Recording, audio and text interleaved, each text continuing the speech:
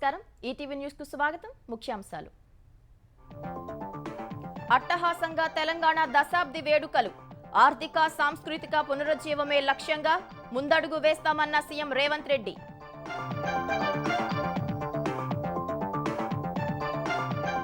తెలంగాణ ప్రజల ఆకాంక్షలు నెరవేర్చడం కాంగ్రెస్ కర్తవ్యం ఉజ్వల భవిష్యత్తు సమగ్రాభివృద్ధి జరగాలని సోనియా పిలుపు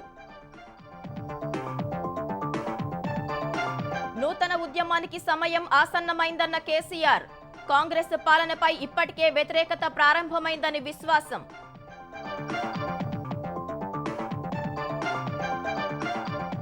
ఏపీలో కూటమిదే విజయమన్న India Today My Axis survey 98 నుంచి 120 స్థానాలు సాధించవచ్చని అంచనా కౌంటింగ్ కు సన్నద్ధతపై కూటమి నేతలతో చంద్రబాబు చర్చ వైకాపా కుట్రలపై అనుక్షణం అప్రమత్తంగా ఉండాలని సూచన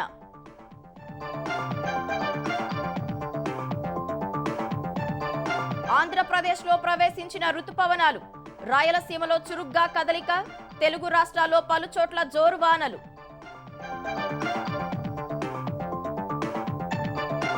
అరుణాచల్ ప్రదేశ్ అసెంబ్లీ ఎన్నికల్లో భాజపా హ్యాట్రిక్ సిక్కింలో ఎస్కేఎం చరిత్రాత్మక విజయం 32 సీట్లకు 31 చోట్ల గెలుపు అధికారంలోకి వచ్చాక 100 రోజుల కార్యాచరణపై ప్రధాని చర్చలు exit polls Modi media polls గా రాహుల్ అభివర్ణన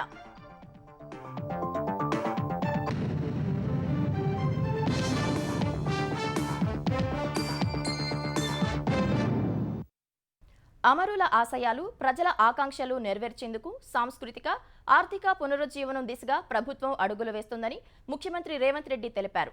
రాష్ట్రాన్ని 3 జోన్లుగా విభజించి గ్రీన్ తెలంగాణ 2050 మాస్టర్ ప్లాన్ తయారు చేస్తున్నట్లు వెల్లడించారు. కేంద్రంపై ఒత్తిడి తెచ్చి కృష్ణా గోదావరి జిల్లాల్లో తెలంగాణ వాటా తేలుస్తామని తెలంగాణ దశాబ్ది వేడుకల్లో పేర్కొన్నారు. హైదరాబాద్ ఉమ్మడి రాజధాని కాలం పూర్తయినందున ఏపీతో ఆస్తుల విభజన వివాదాలు త్వరగా పరిష్కరించుకుంటామని విశ్వాసం వ్యక్తం చేశారు. తెలంగాణ అవతరణ దశాబ్ది ఉత్సవాలు రాష్ట్రమంతటా ఘనంగా జరిగాయి. ఉదయం గన్ పార్క్ లోని అమరవీరుల స్తూపానికి పూలమాల వేసి నివాళులర్పించిన సీఎం రేవంత్ రెడ్డి ప్రత్యేక రాష్ట్ర పోరాటంలో అసువులు బాసిన అమరవీరుల త్యాగాలు వెలకట్టలేనివని అన్నారు. సీఎంతో పాటు డిప్యూటీ సీఎం భట్టి విక్రమార్క, ఇతర మంత్రులు అమరవీరుల స్తూపం వద్ద అంజలి ఘటించారు. అనంతరం సికింద్రాబాద్ పరేడ్ గ్రౌండ్ లో నిర్వహించిన రాష్ట్ర ఆవిర్భావ వేడుకల్లో సీఎం పాల్గొని పోలీసుల గౌరవ వందనం స్వీకరించారు. ప్రజా వాగ్గేయకారుడు అందశ్రీ రచనలో కీరవాణి సంగీతంలో రూపొందిన జయ జయ హే తెలంగాణ గీతాన్ని రాష్ట్ర గీతంగా సీఎం ఆవిష్కరించారు. జయ జయ హే తెలంగాణ జననీ జయ కేతనం ముకోటి గొంతుకలు ఒక్కటైన చేతనం తరతరాల చరితగల తల్లి నీరాజనం పద పదాన నీ పిల్లలు ప్రణమిల్లిన శుభ తరుణం జయ తెలంగాణ జయ జయ తెలంగాణ.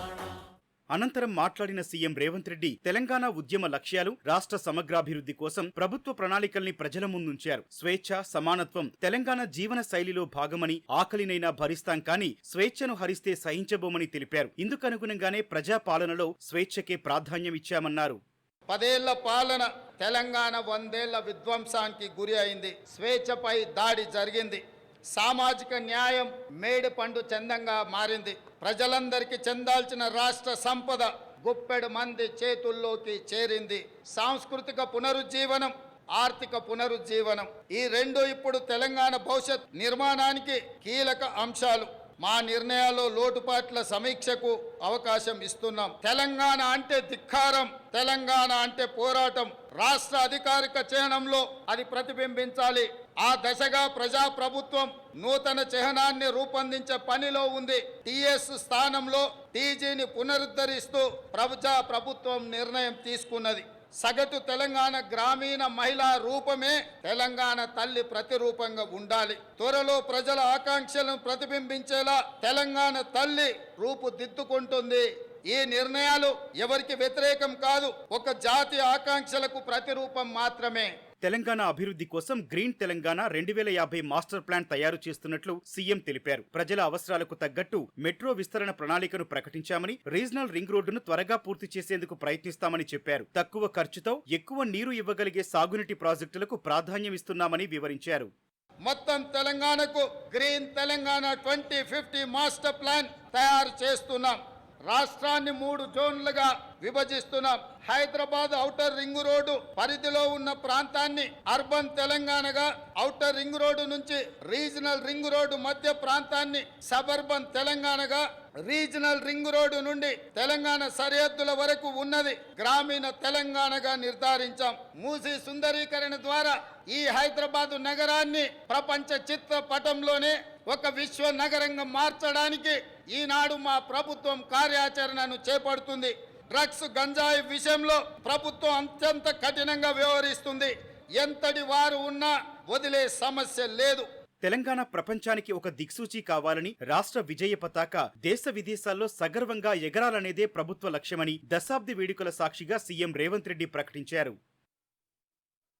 తెలంగాణ ప్రజల ఆకాంక్షలు నెరవేర్చడం తమ కర్తవ్యంగా భావిస్తామని కాంగ్రెస్ అగ్రనేత సోనియా గాంధీ అన్నారు. ఆరోగ్య కారణాల వల్ల తెలంగాణ అవతరణ వేడుకలకు హాజరు కాలేకపోయిన సోనియా రాష్ట్ర ప్రజలకు వీడియో సందేశం పంపించారు. తెలంగాణ నిర్మాణం కోసం అమరులైన వారికి శ్రద్ధాంజలి ఘటిస్తున్నట్లు సోనియా పేర్కొన్నారు. ప్రత్యేక రాష్ట్రం స్వప్నాన్ని కాంగ్రెస్ పార్టీ నెరవేరుస్తుందని 2004లో కరీంనగర్లో హామీ ఇచ్చినట్లు సోనియా గాంధీ గుర్తు చేసుకున్నారు. తాను వాగ్దానం చేయగానే పార్టీలో అంతర్గత అసమ్మతి ఏర్పడటంతో పాటు కొందరు కాంగ్రెస్ ను వీడి వెళ్లిపోయారని వివరించారు. అయినప్పటికీ రాష్ట్ర ప్రజల ధైర్యం, సంకల్పం ప్రత్యేక తెలంగాణ స్వప్నం నెరవేర్చేందుకు తనకు శక్తిని, సాహసాన్ని, ప్రేరణను ఇచ్చిందని చెప్పారు. గత 10 ఏళ్లలో తెలంగాణ ప్రజలు తన పట్ల ప్రేమ, గౌరవాన్ని చూపారన్నారు. సమృద్ధి, వికసిత తెలంగాణ నిర్మాణ బాధ్యత కాంగ్రెస్ కు అప్పగించారని, రేవంత్ రెడ్డి నేతృత్వంలోని కాంగ్రెస్ పార్టీ ప్రజలందరి కలలు, ఆకాంక్షలను నెరవేరుస్తుందని సోనియా గాంధీ భరోసా ఇచ్చారు. తెలంగాణకు ఉజ్వల భవిష్యత్తు, అభివృద్ధి జరగాలని ఆకాంక్షిస్తూ రాష్ట్ర అవతరణ శుభాకాంక్షలు తెలిపారు. आपने हमारी पार्टी को एक समृद्ध और विकसित तेलंगाना के निर्माण की जो जिम्मेदारी सौंपी है, मैं उन सभी सपनों को पूरा करना अपना कर्तव्य समझती हूँ. आज इस शुभ दिन पर मैं आप सभी को विश्वास दिलाती हूँ कि तेलंगाना में रेवंत रेड्डी के नेतृत्व की कांग्रेस सरकार अपनी गारंटी को पूरा करने में कोई कसर नहीं छोड़ेगी. मैं आप सभी को 10वें तेलंगाना स्थापना दिवस के अवसर पर उसकी प्रगति और उज्जवल भविष्य के लिए अपनी शुभकामनाएं देती हूँ. తెలంగాణలో నూతన ఉద్యమ పంథాను ఆవిష్కరించాల్సిన సమయం వచ్చిందని భారాస అధినేత కేసీఆర్ ఉద్ఘాటించారు. తెలంగాణ భవన్లో రాష్ట్ర ఆవిర్భావ దశాబ్ది ఉత్సవాల్లో పాల్గొన్న ఆయన తెలంగాణకు రక్షణ కవచం భారాసనే అని స్పష్టం చేశారు. తెలంగాణ ప్రజల ప్రయోజనాలే పరమావధిగా పార్టీ శ్రేణులు శ్రమించాలని కేసీఆర్ పిలుపునిచ్చారు. అంతకుముందు తెలంగాణ భవన్లో జాతీయ జెండా, పార్టీ జెండా ఎగురవేసిన కేటీఆర్ ప్రజలకు దశాబ్ది ఉత్సవాల శుభాకాంక్షలు తెలిపారు. తెలంగాణ ఉద్యమం, ప్రజల త్యాగాల గురించి ఏమాత్రం తెలియకనే సీఎం రేవంత్ రెడ్డి రాష్ట్ర ఆవిర్భావ ఉత్సవాలను ఒక్కరోజుకు పరిమితం చేశారని ఆక్షేపించారు. పాకిస్తాన్ తరహాలో భారాస ముందు రోజు వేడుకలు నిర్వహించిందన్న రేవంత్ రెడ్డి వ్యాఖ్యలపై కేటీఆర్ తీవ్రంగా మండిపడ్డారు. తాము ప్రభుత్వంలో ఉంటే నెల రోజుల పాటు సంబరాలు నిర్వహించేవారమన్నారు. అటు అమలు కాని హామీలతో అధికారంలోకి వచ్చిన కాంగ్రెస్ ప్రభుత్వంపై ప్రజల నుంచి ఇప్పటికే వ్యతిరేకత వచ్చిందన్న కేసీఆర్ కాంగ్రెస్ కు ప్రత్యామ్నాయం భారాసనే అని స్పష్టం చేశారు. చాలా అద్భుతమైన కొత్త నూతన ఉద్యమ పంద ఆవిష్కరించాల్సిన అవసరం ఉంది. ఇప్పుడు కొత్త ఉద్యమ పంద మనం పట్టాల్సి వస్తుంది. ఎందుకంటే ప్రజలను కాపాడుకోవాలి, ప్రజల కోసం పనిచేయాలి, ప్రజల హక్కుల కోసం పనిచేయాలి. వాళ్ళ ఆశలు అడియాసలు కాకుండా మనం కాపలాదారులుగా ఉండాలి. ఇంతకు మించిన వేరే కర్తవ్యం మనకు లేదు. తెలంగాణ ప్రజల ప్రయోజనాల పరిరక్షణనే బీఆర్ఎస్ ప్రథమ కర్తవ్యం. దయచేసి రాజకీయ ఫలితాలు మిగతా వాటితోనే ఆగమాగం కాకుండా భవిష్యత్తు మనకు కాదు, తెలంగాణ రాష్ట్రానికి ఉంటుంది, తెలంగాణ ప్రజలకు ఉంటుంది. వీళ్ళు చేసే తప్పులు మళ్ళీ సరిదిద్దాలి, మళ్ళీ మంచిగా చేయాలి. అది ఎవడో చేయడం ఎవరి నుంచి కాదు, లోతు తెలిసిన వాళ్ళు మనమే. కాబట్టి మన మీదనే ఆ కర్తవ్యం, బాధ్యత ఉంటుంది. కాబట్టి ఈ దశాబ్ది మనకు ఒక స్ఫూర్తి కావాలి. తెలంగాణ దశాబ్ది ఉత్సవాలు అసెంబ్లీ, మండలి సహా రాజకీయ పార్టీల కార్యాలయాల్లో ఘనంగా నిర్వహించారు. శాసన మండలి, శాసనసభ ప్రాంగణాల్లో చైర్మన్ గుత్తా సుఖేందర్ రెడ్డి, స్పీకర్ గడ్డం ప్రసాద్ జాతీయ జెండా ఆవిష్కరణ చేశారు. ప్రత్యేక రాష్ట్ర ఉద్యమం, అమరవీరుల త్యాగాలను గుర్తు చేసుకున్నారు. హైకోర్టులో ప్రధాన న్యాయమూర్తి జస్టిస్ అలోక్ అరాధే జాతీయ జెండా ఆవిష్కరించారు. గాంధీ భవన్లో కాంగ్రెస్ కార్యనిర్వాహక అధ్యక్షుడు మహేష్ కుమార్ గౌడ్ జాతీయ జెండా ఎగురవేశారు. ఉప ముఖ్యమంత్రి భట్టి విక్రమార్క, మంత్రులు తుమ్మల, పొన్నం, సీతక్క, జూపల్లి, పార్టీ ఇతర నేతలు కార్యక్రమంలో పాల్గొన్నారు. భాజపా కార్యాలయంలో జెండా ఎగురవేసిన ఎంపీ లక్ష్మణ్ ప్రత్యేక రాష్ట్రం కోసం రాజకీయ నిర్ణయం తీసుకుంది భాజపా ఒక్కటే అని అన్నారు. భాజపా చొరవ వల్లే పార్లమెంట్లో తెలంగాణ బిల్లు పాస్ అయిందని లక్ష్మణ్ పేర్కొన్నారు. తెలంగాణ జనసమితి కార్యాలయంలో జాతీయ జెండాను ఎగురవేసిన కోదండరాం సమిష్టిగా సంఘటితంగా నిలబడి తెలంగాణను అభివృద్ధి చేసుకుందామని ఆకాంక్షించారు. సిపిఐ, సిపిఎం, తెలుగుదేశం పార్టీ కార్యాలయాల్లోనూ వేడుకలు నిర్వహించారు. హైదరాబాద్ ట్యాంక్ బండ్పై తెలంగాణ ఆవిర్భావ సంబరాలు అట్టహాసంగా జరిగాయి. 10 ఏళ్ల పండుగ పేరుతో నిర్వహించిన వేడుకలను సీఎం రేవంత్ రెడ్డి, మంత్రులు ప్రారంభించారు. వేడుకల్లో గవర్నర్ రాధాకృష్ణన్ పాల్గొని సీఎం, మంత్రులతో కలిసి ట్యాంక్ బండ్పై ఏర్పాటు చేసిన స్టాళ్లను పరిశీలించారు. వివిధ కళారూపాల ప్రదర్శనలను తిలకరించారు. తెలంగాణ చరిత్ర, వైభవం, సంస్కృతిని చాటి చెప్పేలా 17 కళారూపాలు ట్యాంక్ బండ్పై ప్రదర్శించారు. అనంతరం జయ జయ హే తెలంగాణ రాష్ట్ర గీతానికి ట్యాంక్ బండ్పై 5,000 మంది ట్రైనీ పోలీసులతో ఫ్లాగ్ వాక్ నిర్వహించారు. చివర్లో లేజర్ షో, బాణాసంచా పేలుళ్లు ఆకట్టుకున్నాయి.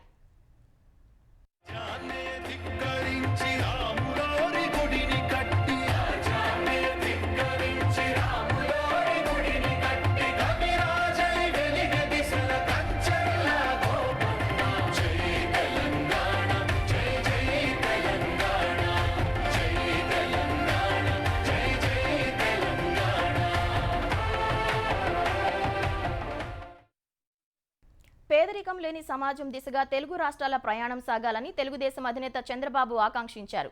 2 రాష్ట్రాలు ఏర్పడి 10 ఏళ్లైన వేళ తెలుగు ప్రజల విజయాలు, కీర్తి ప్రపంచవ్యాప్తం కావాలని ఎక్స్లో పోస్ట్ చేశారు. రానున్న రోజుల్లో ఆర్థిక అసమానతలను నిర్మూలించి సమగ్ర సాధికారత సాధించాలని పిలుపునిచ్చారు. 2 రాష్ట్రాలుగా ఏర్పడి 10 ఏళ్లైనా తెలుగు ప్రజలంతా ఒక్కటేనని అన్నారు. 10 కోట్ల తెలుగు జాతి మేటిగా వెలగాలన్నదే తన ఆకాంక్ష అని స్పష్టం చేశారు. నేటి ఆర్థిక సంస్కరణల తర్వాత సంపద సృష్టికి బీజం పడిందని, ప్రభుత్వ విధానాల ద్వారా సంక్షేమం, అభివృద్ధితో ప్రజల జీవితాల్లో మార్పులు మొదలయ్యాయని చంద్రబాబు గుర్తు చేసుకున్నారు. నాలెడ్జ్ ఎకానమీతో అవకాశాలను అందిపుచ్చుకొని భారతీయులు, ముఖ్యంగా తెలుగు ప్రజలు అద్భుత ఫలితాలు సాధిస్తున్నారని సంతోషం వ్యక్తం చేశారు. దేశం స్వాతంత్ర్యం సాధించి 100 ఏళ్లు పూర్తి చేసుకోనున్న 2047 నాటికి ప్రపంచంలో భారతీయులు అగ్రస్థానంలో ఉండాలన్నారు. అందులో తెలుగు జాతి నంబర్ 1 కావాలని చంద్రబాబు ఆకాంక్షించారు. ఆంధ్రప్రదేశ్లో తెలుగుదేశం, జనసేన, భాజపా కూటమిదే అధికారమని ఇండియా టుడే మై యాక్సిస్ కూడా తేల్చి చెప్పింది. తెలుగుదేశం సొంతంగా 78 నుంచి 96 స్థానాల్లో విజయం సాధిస్తుందని, మిత్రపక్షాలు జనసేన 16 నుంచి 18 స్థానాల్లో, భాజపా 4 నుంచి 6 స్థానాల్లో గెలుస్తాయని అంచనా వేసింది. మొత్తంగా ఎన్డీఏకు 98 నుంచి 120 స్థానాలు వస్తాయని India Today My axis exit polls ప్రకటించింది. అధికార వైకాపాకు 55 నుంచి 77 స్థానాలు వస్తాయని జోస్యం చెప్పింది. కాంగ్రెస్ కు 0 నుంచి 2 సీట్లు వస్తాయని తెలిపింది. కూటమికి 51%, వైకాపాకు 44%, కాంగ్రెస్ కు 2% ఓట్లు వస్తాయని పేర్కొంది. సార్వత్రిక ఎన్నికల్లో కూటమి తిరుగులేని విజయం సాధిస్తుందని తెలుగుదేశం అధినేత చంద్రబాబు ధీమా వ్యక్తం చేశారు.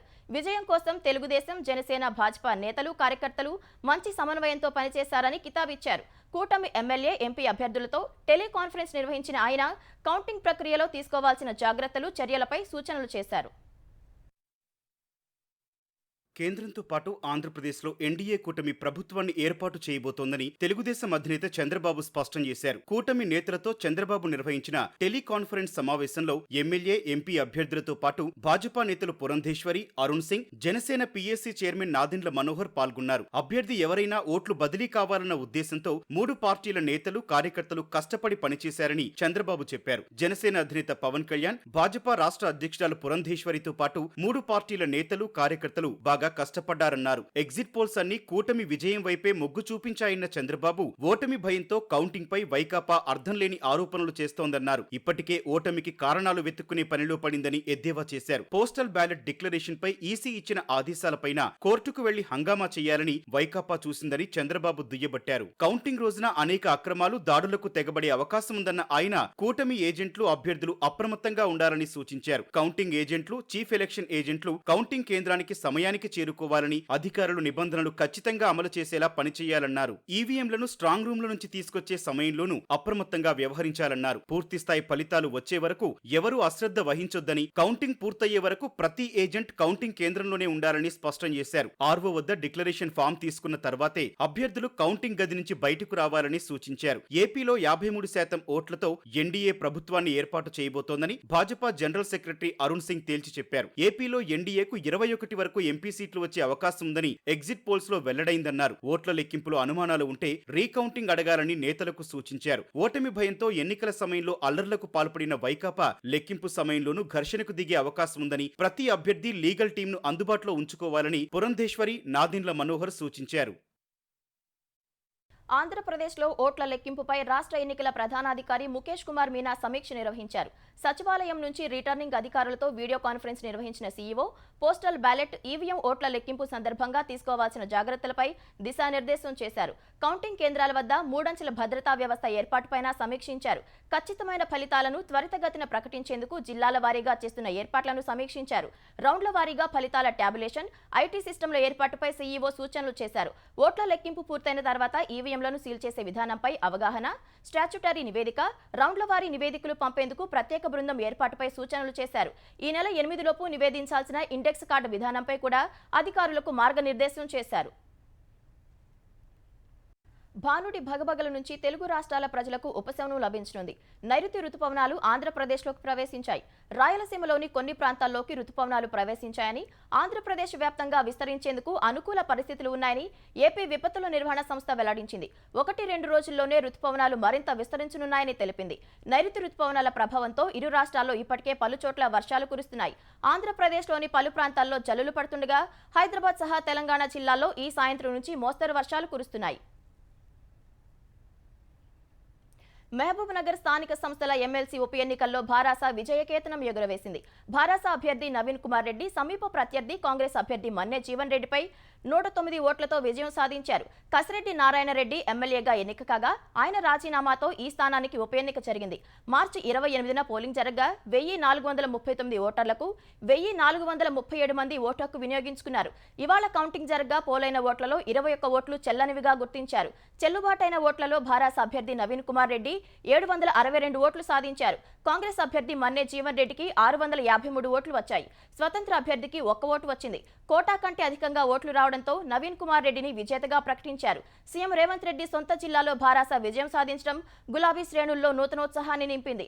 రాష్ట్ర ఆవిర్భావ దినోత్సవ వేళ ఎమ్మెల్సీ గెలుపు శుభపరిణామమని భారాస కార్యనిర్వాహక అధ్యక్షుడు కేటీఆర్ అన్నారు. ఈ గెలుపు తమపై మరింత బాధ్యత పెంచిందన్నారు. భవిష్యత్తులో మరిన్ని విజయాలు సాధిస్తామని ఆశాభావం వ్యక్తం చేశారు. ఫోన్ ట్యాపింగ్ కేసులో కేసీఆర్ అరెస్టు కాక తప్పదని తెలంగాణ రోడ్లు భవనాల శాఖ మంత్రి కోమటిరెడ్డి వెంకటరెడ్డి అన్నారు. ప్రభాకర్ రావు అప్రూవర్గా మారితే జైలుకెళ్లాల్సి వస్తుందని కేసీఆర్ భయపడుతున్నారని తెలిపారు. మాజీ మంత్రి హరీష్ రావు దొంగచాటుగా అమెరికా వెళ్లొచ్చారన్న ఆయన ఫోన్లు ట్యాపింగ్ చేసిన ప్రభాకర్ రావును కలిసేందుకే అమెరికా వెళ్లారని ఆరోపించారు. అమెరికా వెళ్లి ప్రభాకర్ రావును కలవలేదని హరీష్ రావు ప్రమాణం చేస్తారా అని ప్రశ్నించిన వెంకటరెడ్డి వెంటనే వచ్చి లొంగిపోవాలని ప్రభాకర్ రావుకు కేసీఆర్ చెప్పాలని డిమాండ్ చేశారు. రేపు మాప ప్రభాకర్ వస్తున్నాడు, ఆయన కూడా అప్రూవర్గా మారిపోతున్నాడు.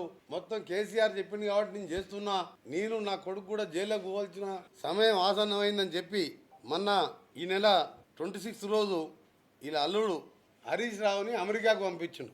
మళ్ళీ హైదరాబాద్ రిటర్న్ ఎప్పుడు వచ్చిండు, వయా ముంబైకి వెళ్ళి నిన్న పొద్దున 7:30 AM నిన్న హైదరాబాద్లో దిగిండు. చెప్పకుండా దొంగచాటుగా నువ్వు పోయి ఫ్యామిలీతోని ప్రభాకర్ రావుని కలిసి నువ్వు ఇప్పుడంతా హైదరాబాద్ రాకని చెప్పి వచ్చిన సంగతి. ఈ ఫ్లైట్ డీటెయిల్స్ అమెరికా పైన స్టాంపింగ్ మీకు ఎయిర్పోర్ట్లో దొరుకుతుంది. అమెరికా వెళ్లి తాను విశ్రాంత ఐపీఎస్ అధికారి ప్రభాకర్ రావును కలిసినట్లు రుజువు చేస్తే అమరవీరుల స్తూపం ముందు ముక్కు నేలకు రాయడానికి సిద్ధమని మాజీ మంత్రి హరీష్ రావు అన్నారు. రుజువు చేయకపోతే మంత్రి కోమటిరెడ్డి వెంకటరెడ్డి బహిరంగ క్షమాపణ చెప్పి అమరవీరుల స్తూపం ముందు ముక్కు నేలకు రాయాలని డిమాండ్ చేశారు. మంత్రి కోమటిరెడ్డి వెంకటరెడ్డికి మతి భ్రమించిందని, ఆయన డాక్టర్కు చూపించుకోవడం మంచిదని హితవు పలికారు. ముఖ్యమంత్రి, మంత్రులు అబద్దాలతో ప్రభుత్వాలు నడుపుతున్నారని చెప్పడానికి కోమటిరెడ్డి ఆరోపణ ఒక ఉదాహరణ అని వ్యాఖ్యానించారు. తాను కుటుంబ సభ్యులతో విదేశాలకు వెళ్లింది వాస్తవమని, అయితే అమెరికా వెళ్లినట్లు ప్రభాకర్ రావును కలిసినట్లు వెంకటరెడ్డి మాట్లాడారని హరీష్ రావు ఆక్షేపించారు. ఏ దేశం వెళ్లాను, ఏ హోటల్లో ఉన్నాను తదితర వివరాలు ఇవ్వడానికి సిద్ధంగా ఉన్నానని చెప్పారు. పాస్పోర్ట్ సహా ఇతర వివరాలు తీసుకుని బహిరంగ చర్చకు వస్తానని తెలిపారు. కోమటిరెడ్డి దగ్గర ఉన్న వివరాలతో రుజువు చేయాలని డిమాండ్ చేశారు. లేని పక్షంలో బేషరతుగా క్షమాపణ చెప్పాలని డిమాండ్ చేశారు. ఎగ్జిట్ పోల్స్ తర్వాత ఆంధ్రప్రదేశ్ పోలీసుల్లో ఒక్కసారిగా మార్పు వచ్చింది. దాదాపు అన్ని సర్వేలు కూటమికే పట్టం కట్టిన వేళ తెలుగుదేశం కేంద్ర కార్యాలయం ఎన్టీఆర్ భవన్ వద్ద పోలీసులు భద్రత పెంచారు. పార్టీ కార్యాలయం వద్దకు వచ్చిన ఉన్నతాధికారులు పరిసరాలను పరిశీలించారు. తెలుగుదేశం తరపున ఎలాంటి అదనపు భద్రత కోరకుండానే బలగాల పెంపుపై సర్వత్రా చర్చ జరుగుతోంది. గతంలో పార్టీ కార్యాలయంపై దాడి సమయంలో ముందస్తు సమాచారం ఇచ్చినా పట్టించుకునే పోలీసుల తీరును తెలుగుదేశం నేతలు గుర్తు చేసుకుంటున్నారు. అరుణాచల్ ప్రదేశ్ అసెంబ్లీ ఎన్నికల్లో భాజపా హ్యాట్రిక్ కొట్టింది. వరుసగా మూడోసారి అధికారంలోకి వచ్చింది. అరుణాచల్ ప్రదేశ్లో మొత్తం 60 అసెంబ్లీ స్థానాలు ఉండగా భాజపా 46 చోట్ల విజయం సాధించింది. నేషనల్ పీపుల్స్ పార్టీ ఎన్పీఈపీ 5 చోట్ల గెలిచింది. ఎన్సీపీ 3 స్థానాల్లో విజయం సాధించింది. పీపుల్స్ పార్టీ ఆఫ్ అరుణాచల్ 2 స్థానాల్లో గెలిచింది. ఒక స్థానంలో కాంగ్రెస్ అభ్యర్థి గెలుపొందారు. 3 స్వతంత్రులు సైతం విజయం సాధించారు. అరుణాచల్ ప్రదేశ్లో 10 చోట్ల భాజపా అభ్యర్థులు ఏకగ్రీవంగా ఎన్నికవగా ఏప్రిల్ 19న మిగిలిన 50 అసెంబ్లీ స్థానాలతో పాటు లోక్సభ ఎన్నికల పోలింగ్ జరిగింది. ప్రజలు భాజపాకే పట్టం కట్టడంతో ఆ పార్టీ శ్రేణులు ఈటానగర్ సహా పలు ప్రాంతాల్లో సంబరాలు జరుపుకున్నాయి. సిక్కింలో సిక్కిం క్రాంతికారి మోర్చా ఎస్కేఎం వరుసగా రెండోసారి అధికారం దక్కించుకుంది. సిక్కిం అసెంబ్లీలో 32 స్థానాలుండగా ఎస్కేఎం ఏకంగా 31 స్థానాల్లో విజయం దుందుబి మోగించింది. సిక్కిం ముఖ్యమంత్రి ప్రేమ్ సింగ్ తమాంగ్ పోటీ చేసిన 2 స్థానాల్లోనూ విజయం సాధించారు. రెనాక్ స్థానంతో పాటు సొరెంగ్ చాకుంగ్ స్థానంలో ముఖ్యమంత్రి గెలిచారు. ఒక్క షయారి స్థానంలో మాత్రమే ప్రతిపక్ష సిక్కిం డెమోక్రాటిక్ ఫ్రంట్ ఎస్డీఎఫ్ అభ్యర్థి టెంజింగ్ నొర్బులాంతా విజయం సాధించారు. ఆఖరికి మాజీ ముఖ్యమంత్రి సిక్కిం డెమోక్రాటిక్ ఫ్రంట్ ఎస్డీఎఫ్ అధినేత పవన్ కుమార్ చాంబ్లింగ్ పోటీ చేసిన 2 స్థానాల్లోనూ ఓటమి పాలయ్యారు. సిక్కింలో ఏప్రిల్ 19న పోలింగ్ జరగగా ఇవాళ ఓట్లు లెక్కించారు. సిక్కింలో లోక్సభ ఎన్నికల ఫలితాలు మాత్రం ఈ నెల 4నే వెలువడతాయి. ఆసుపత్రులు, ఇతర బహిరంగ ప్రదేశాల్లో అగ్ని, విద్యుత్ ప్రమాదాల నివారణ కోసం క్రమం తప్పకుండా తనిఖీలు నిర్వహించాలని ప్రధాని నరేంద్ర మోదీ స్పష్టం చేశారు. ఈ వేసవిలో అగ్ని ప్రమాదాలు అనేక మందిని బలిగొన్న నేపథ్యంలో మోదీ అధికారులకు కీలక సూచనలు చేశారు. కేంద్రంలో వరుసగా మూడోసారి అధికారం ఎన్డీఏదేనని ఎగ్జిట్ పోల్స్ అంచనాలు వెలువడ్డ వేళ మోదీ ఇవాళ 7 కీలక సమావేశాలు నిర్వహించారు. ప్రభుత్వ ఏర్పాటు తర్వాత తొలి 100 రోజుల పాలనాపరమైన కార్యాచరణపై జరిగిన ఓ సమావేశంలో మోదీ దిశానిర్దేశం చేశారు. రెమ్మల్ తుపాను ప్రభావంపై మరో సమీక్ష నిర్వహించిన ప్రధాని ఈశాన్య రాష్ట్రాల్లో సంభవించిన ప్రాణ, ఆస్తి నష్టంతో పాటు సహాయక చర్యలపై ఆరా తీశారు. జూన్ 5న ప్రపంచ పర్యావరణ దినోత్సవ నిర్వహణకు జరుగుతున్న సన్నాహాలపై మరో సమీక్ష సమావేశం నిర్వహించి అధికారులకు కీలక సూచనలు చేశారు. దేశవ్యాప్తంగా భాజపా గాలి వీస్తోందన్న ఎగ్జిట్ పోల్స్ అంచనాలపై కాంగ్రెస్ పార్టీ మండిపడింది. ఎగ్జిట్ పోల్స్ బూటకమన్న హస్తం పార్టీ ప్రతిపక్ష ఇండియా కూటమి కార్యకర్తల మనోధైర్యాన్ని తగ్గించడానికి ప్రధాని నరేంద్ర మోదీ ఆడుతున్న మానసిక ఆటలో ఇది భాగమని ఆరోపించింది. మోదీ ఒత్తిడి వ్యూహాలు అమలు చేస్తున్నారని, మైండ్ గేమ్ ఆడుతున్నారని కాంగ్రెస్ ప్రధాన కార్యదర్శి జయరాం రమేష్ మండిపడ్డారు. తాను తిరిగి వస్తున్నానని, మళ్లీ ప్రధానిని తానేనని, మోదీ దేశ పరిపాలనా వ్యవస్థకు ఒక సంకేతం పంపుతున్నారని విమర్శించారు. ఇలాంటి ఒత్తిళ్లకు బెదరబోమన్న ఆయన ఎగ్జిట్ పోల్స్ పూర్తిగా బోగస్ అని ఆరోపించారు. ఎగ్జిట్ పోల్స్ పై అగ్రనేత రాహుల్ గాంధీ కూడా పెదవి విరిచారు. అవి ఎగ్జిట్ పోల్స్ కాదని, మోదీ మీడియా పోల్స్ అని విమర్శించారు. ప్రతిపక్ష ఇండియా కూటమికి ఎన్ని సీట్లు వస్తాయన్న ప్రశ్నకు రాహుల్ గాంధీ సిద్ధు మూసేవాలా పాట 295 విన్నారా అని ఎదురు ప్రశ్నించారు. ఢిల్లీ సీఎం ఆప్ జాతీయ కన్వీనర్ అరవింద్ కేజ్రీవాల్ తీహాడు జైలులో లొంగిపోయారు. మద్యం కుంభకోణం కేసులో అరెస్టైన కేజ్రీవాల్ కు ఎన్నికల ప్రచారం చేసుకునేందుకు సుప్రీంకోర్టు మే 10న 21 రోజుల మధ్యంతర బెయిల్ మంజూరు చేసింది. ఆ గడువు జూన్ 1న ముగియడంతో ఆయన తిరిగి జైలుకు వెళ్లిపోయారు. జాబిలిపైకి మానవ సహిత యాత్రలే లక్ష్యంగా వరుస ప్రయోగాలు చేస్తున్న చైనా జాబిలి అవతలి వైపు ల్యాండర్ను విజయవంతంగా ల్యాండ్ చేసి చరిత్ర సృష్టించింది. చాంగే 6 ల్యూనార్ ప్రోబ్ విజయవంతంగా చంద్రుడి దక్షిణ ధ్రువంపై దిగినట్లు చైనా నేషనల్ స్పేస్ ఏజెన్సీ ప్రకటించింది. ల్యాండర్, అసెండర్తో కూడిన ఈ ప్రోబ్ చంద్రుడి దక్షిణ ధ్రువంపై నిర్దేశిత ప్రాంతంలో విజయవంతంగా దిగినట్లు తెలిపింది. అత్యంత భిన్నమైన ఈ ప్రాంతంలో మట్టి నమూనాలను మానవ చరిత్రలోనే తొలిసారి సేకరించినట్లు ప్రకటించింది.